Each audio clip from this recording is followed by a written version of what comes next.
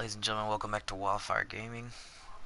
This is SlowBurne, and we're going to continue our playthrough of Blood and Wine from The Witcher 3.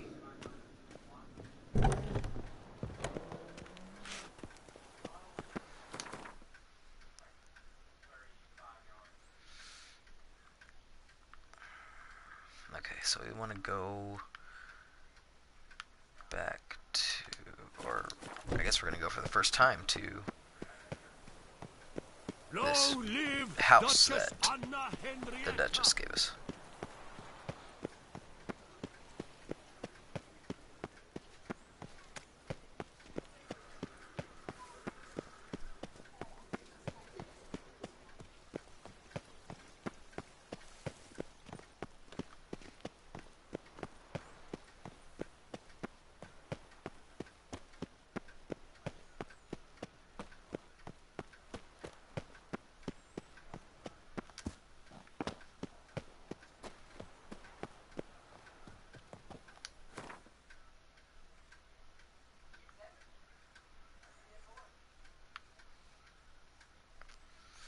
Don't even have a fast travel to it. Nowhere near, actually.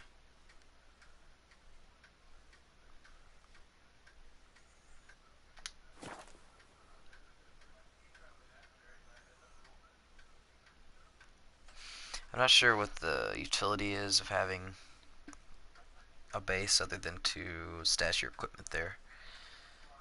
Which I'm definitely going to do, but I'll take it, I suppose. One of the things that I've looked into is getting some of the Grandmaster Witcher gear. But I'm not sure that that's going to work out for me because I don't have much money, and I also don't have... I almost just smashed that fucking guard. Basically I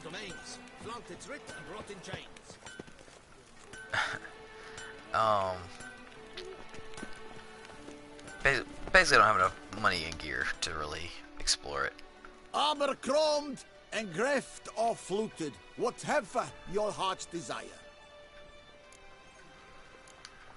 Craft something for me? Look, got this diagram.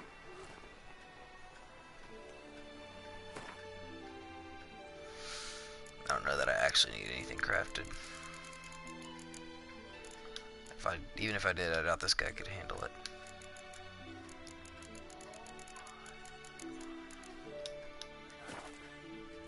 Let's shop instead.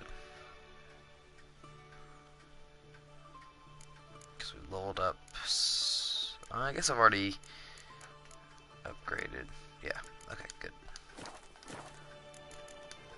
So long. Thank you, Master Witcher. Lothar breaks hands. Now, that was a mean bunch of harlot brutes. Hammer and Vanity Band. Ah, a professional. I like... Yeah, okay. What have you got there?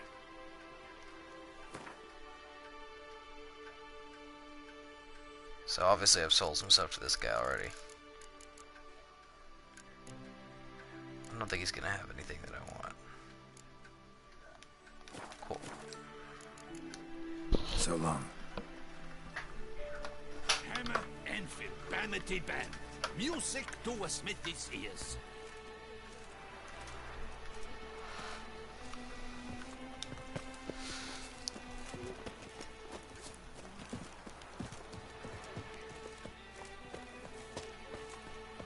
Keep calm.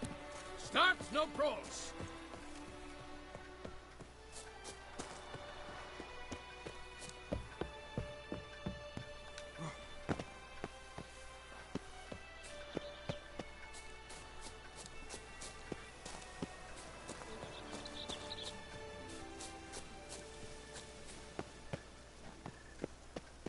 Oh man.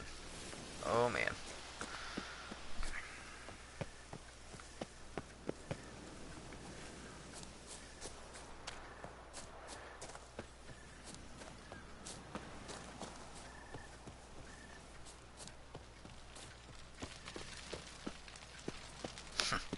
Reminds me of Grand Theft Auto 5. Welcome home, sir. I am Barnabas Basil Fauti. By order of the Duchess, I shall serve you as Major Domo of Corvo Bianco. I previously served with distinction at the Nibli family manor and in Nazaire with Admiral Rompali, who, as you are certain to know, is an extraordinary, demanding gentleman. Whoa, Barnabas Basil. One thing you ought to know. I'm not your typical landed gentleman. Truth be told, this is the first real property I've ever owned. Oh, in that case, you must leave it all to me. I shall organize, see to everything, and whip the house into order. I dare say this place will soon be the most prosperous vineyard around. Great. Can already see I'm in good hands.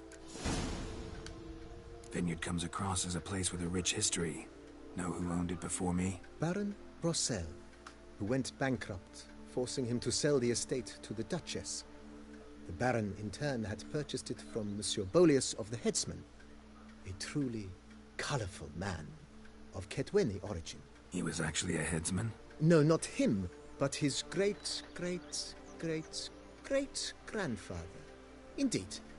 Apparently, he was a common cut-purse who somehow secured for himself the post of ducal headsman in Beauclair. Went about his work with an exceptional penchant.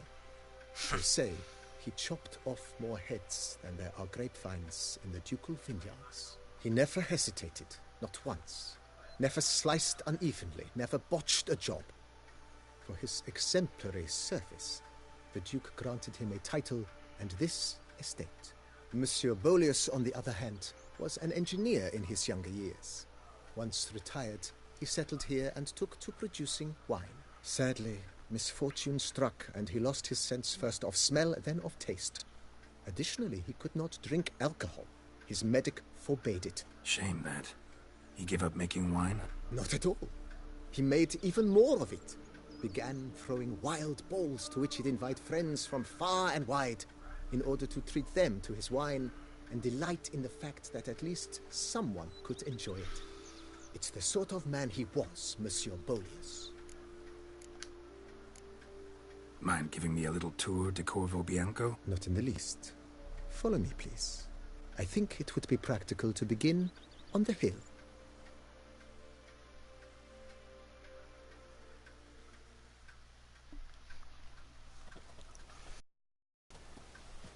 Behold, sir, your estate in all its splendor.